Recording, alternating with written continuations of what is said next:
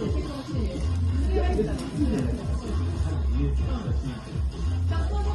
れは俺のせいだ。これは俺のせいだ。割り切ったらいいんですよ。そう。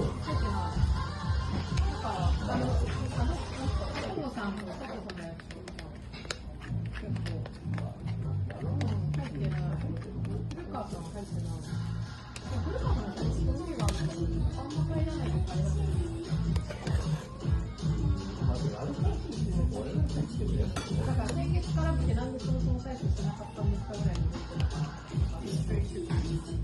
お母さんは。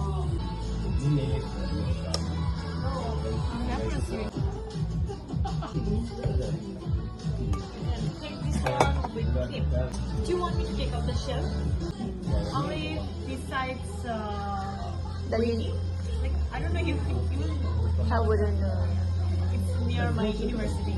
My university is Kyo University. This one you can try like Just with rice yeah. maybe, or this one you have to mix it up and take the cream, and you can, if you want to more delicious, you can also add some Oh, this is it.